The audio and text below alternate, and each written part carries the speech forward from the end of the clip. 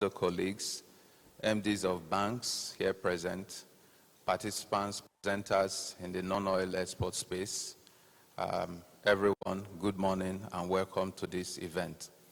I'm really delighted to be here this morning to put a kind of a context to what we're about to witness today. As we all know, the global economy has been going through very difficult times.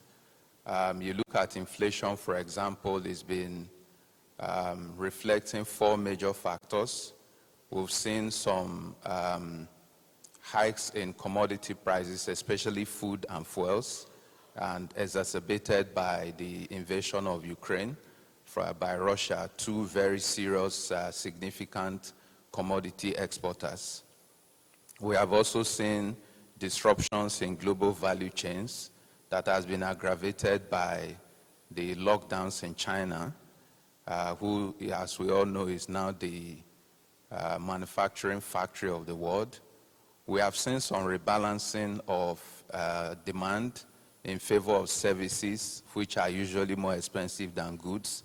And finally, we are seeing some tightness in labor markets around the world because as people have become freer to work from home, it has made labor more available and tightness in the labor markets.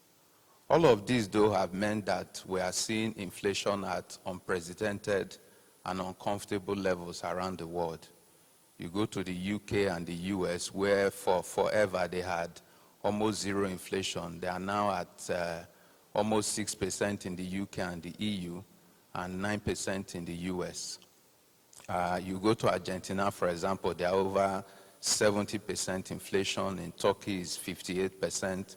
Right here in Africa, in Ethiopia, they are 36%.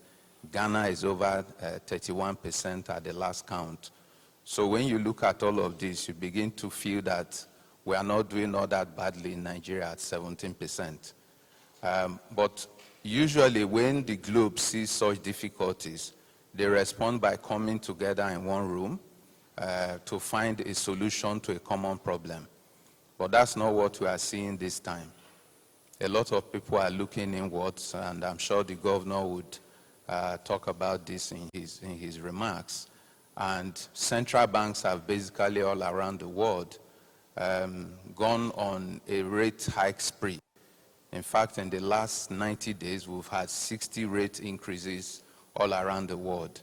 And even the Central Bank of Nigeria, MPC, raised rates for the first time in 2.5 years by 150 basis points, which one could consider to be aggressive. We saw yesterday the Federal Reserve, the Central Bank of the US, raised rates by 0.75%, which, according to history, is the largest they've done since 1994. So all of this means, though, that as you raise rates, it must affect growth. And that is why the IMF has recently revised growth from 6.1% they expected this year to 3.6% for this year and next year. And if you look at where they kept Nigeria at 3.4%, again, it just tells you that we're not doing as badly as we might want to believe.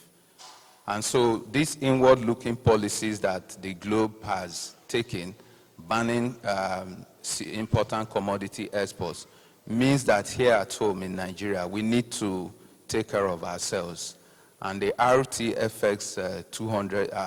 200 FS program is a response to that we can do this on our own, that nobody would come from outside the country to help us survive. And it has 5 pillars. What we are doing here today is a promise being kept by the governor of the central bank that we should have a biennial non-oil export summit where people can sit down, and for every problem or challenge that you throw on the table, there will be someone in the room to provide solutions.